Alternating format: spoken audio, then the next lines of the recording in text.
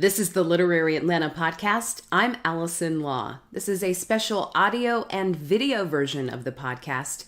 I felt strongly that episode 50 should feature visuals because the storyteller I've interviewed has such extraordinary vision. I was invited to a sneak preview of the Edgar Allan Poe Experience, which due to popular demand is happening now through November 4th at the Wren's Nest. If you're a regular listener of Literary Atlanta, then you know I've been able to spend quite some time at the Wren's Nest. This is the historic home of Joel Chandler Harris in the West End neighborhood of Atlanta. I've been there at least one night a month as part of the Beyond Books monthly author series that they host, and they have been really doing some incredible programs to attract visitors, new and old, to the Wren's Nest, and they may have outdone themselves with a new production of Edgar Allan Poe's most famous writings. The creative mastermind pulling Poe's strings is Brian Clowdus, who has gained national attention through his innovative work as founder and creative director of the Serenbe Playhouse. Brian now travels the country to stage site-specific immersive theater experiences, where the audience feels like they're part of the performance. I hope you'll enjoy this video interview shot and edited by my colleague Tim Rhodes, where Brian Clowdus takes us behind the scenes of the Edgar Allan Poe Experience. So, Brian Clowdus, tell us where we are tonight. So we're at the Wren's Nest, which we are transforming into the Wren's Nest Asylum for the rest of October. And it turns out there's a very special guest with us, Mr. Edgar Allan Poe. So come on, I'll give you all a behind-the-scenes tour before the actual experience starts. Okay. So tonight is the very first special performance for a select audience, right? Yeah, so tonight is a preview. So we've got some press here and some donors. Yes. And so much of this show really depends on the audience interaction. So we're excited tonight to get some people in here to see how they roam around. It's on your feet, so you follow the entire experience on your feet. Okay. And so here is we call this the parlor room. All right. So if at any time during the show you just want to chill out and not be so actively engaged, you can just sip on a cocktail in here. All right. But then all of the rooms have a theme after one of his most iconic stories. So this is the Raven room in here. And again, I don't want to give away too much of the magic, but every room will be transformed with light and sound. Yes. So it was really cool, when Wren's Nest approached me about doing a project here, I was like, God, the set's already here. That's what I was going to ask you, because before you have said that it's either the location that comes to you first or the material. So I'm guessing it was location. For this, it was the location. And specifically something, because I love this space, but it does feel creepy. You know what I mean? But I live in an old house, so I can say that. Yeah, Victorian. But it definitely felt very... it felt old world, so we started scrapping around with ideas, and then, Poe was an influencer. So we were like, hey, it just kind of made sense. And then it was what do people know about Poe? They know the Raven, Telltale Heart. And then we basically cordoned off all of these rooms to be his stories. So this is the Raven room. All right. But yeah, we've really moved around very little furniture.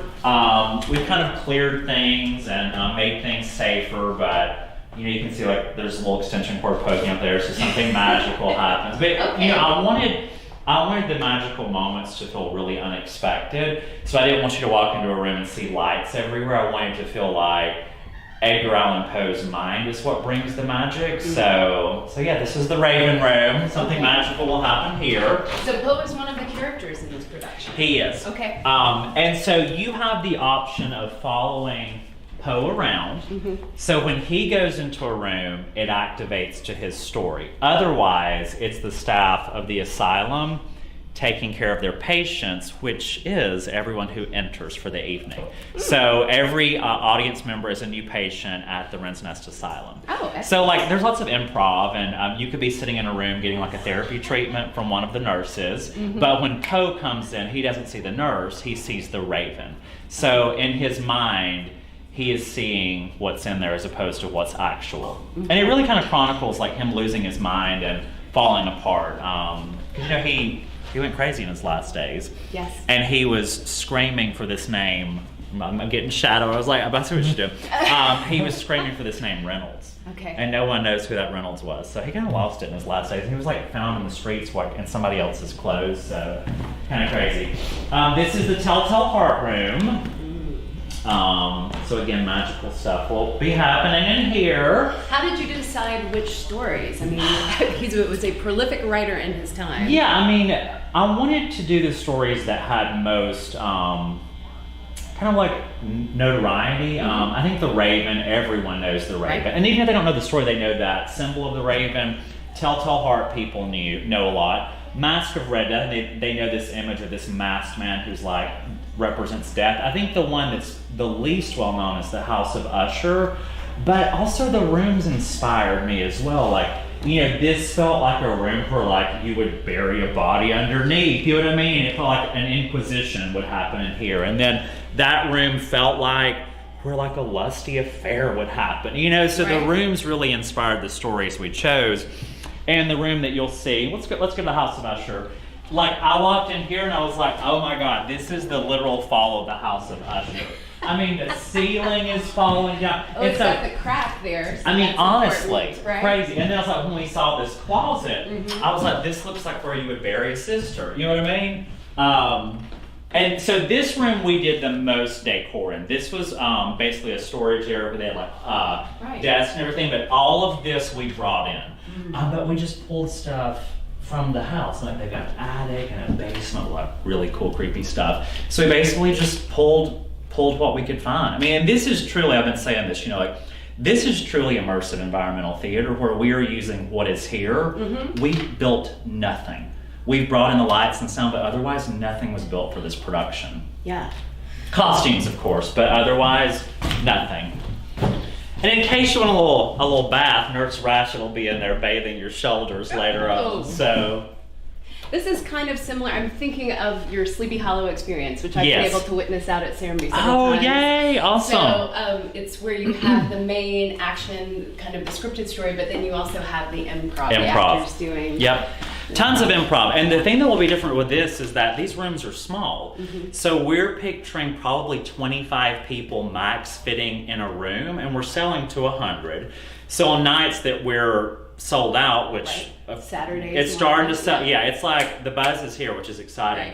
25 people would be in one room, and then 75 other people are wandering around to the other spaces. So I'm anxious to see like what audiences figure out, what they like try to figure out. It definitely has like a Sleep No More vibe. I'm comparing it to that, which is the New York experience. You know, you put on a mask and, you know, you're really in control of your journey. So if you're an audience member and you wanted to see this story over and over again, you could choose to stay in this room for the entire, you know, hour and 20 minutes. Or if you want to like follow Poe around and get all of his stories, but yeah, so it's like you get to be in control of your journey, which is fun.